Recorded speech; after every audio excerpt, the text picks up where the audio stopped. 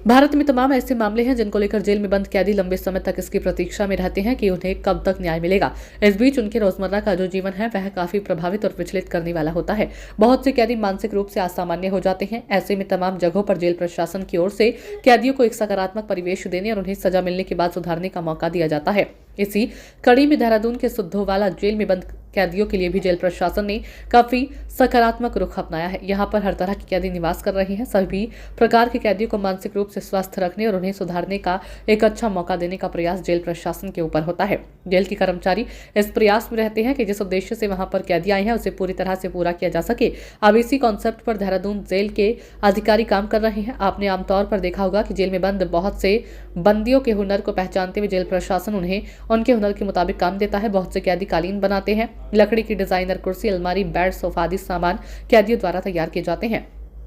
इसके साथ ही कैदी सिलाई का कार्य भी करते हैं। अब एक प्रयास और बड़ा किया जा रहा है कि कुछ कैदियों को जेल से बाहर भी काम के लिए भेजा जाएगा और उनके द्वारा निर्मित किए गए तमाम चीजों का आउटलेट भी विभिन्न जगहों पर लगाए जाएंगे। ये ओपन जेल या कहीं की खुली जेल का कॉन्सेप्ट है। इसमें कैदी को बंद कोठरी में रखने की बजाय दिन में उसे कुछ दूरी तक जाकर रोजी रोटी कमाने और काम करने की छूट दी जाती है और रात को तय समय सीमा तक उस कैदी को वापस जेल लौटना होता है। इस तरह की ओपन जेलों का दायरा जेल प्रशासन खुद तय करता है, लेकिन ये सब कार्य उन कैदियों को दिया जाएगा जिनका रिकॉर्ड अच्छा हो, जो खुद जेल नियमों का अच्छे से पालन करते हैं, अनुशासन में रहते हैं और फिर से समाज की मुख्य धारा में लौटना चाहते हैं।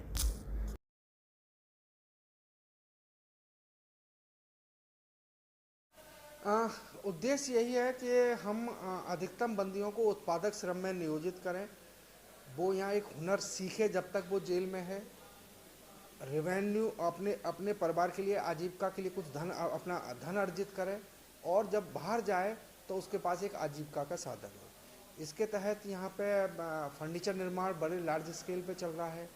हम जॉब वर्क कर रहे हैं, ब्रांडेड कंपनी की शर्ट सिल रहे हैं, हम विभिन्न कंपनियों के जो उनके स्टाफ है उनकी ड्रेसेस सिल रहे हैं, हम हॉस्पिटल की बेड शीट सिल रहे हैं, हम यहाँ का जो सबसे प्रतिष्ठित स्कूल है उसके कपड़े सिल रहे हैं और हम मोटर बाइंडिंग का काम कर रहे हैं और हम जो फैब्रिकेटेड स्ट्रक्चर होते हैं फर्नीचर के, गमला स्टैंड, वो सब हम बना रहे हैं विभिन्न सरकारी प्रतिष्ठानों के लिए। हर पल कोशिश यही है कि कैसे हम कैदियों को उत्पादक श्रम में नियोजित करें। जेल में हम दो तरह से कैदी आते हैं, एक विचाराधीन बंदी के रूप में, एक निर्दोष बंदी के रूप में।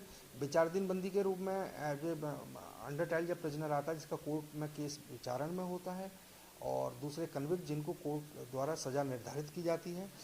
दोनों तरह से हमारे यहाँ कैदी आते हैं और आने के बाद एक सामान्य परिपाटी में चेकअप के बाद उनको हम 4 से 5 दिन क्वारंटाइन बैरक में रखते हैं। मुलाकात हफ्ते में 2 बार का नियम है, हफ्ते में 2 बार मिल सकते हैं, सैटरडे और जेल हॉलीडेज छोड़ के। एक बार में 3 लोग मिल सकते हैं। मुलाकात के समय जो परिजन आ रहे हैं उनका आईडी अनिवार्य होती है।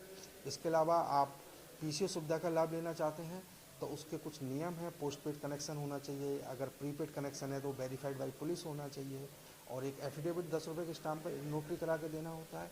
वो जब यहाँ हमारे यहाँ जमा हो जाता है तो हफ्ते में 3 बार बात कर सकते हैं और एक ये नियम है।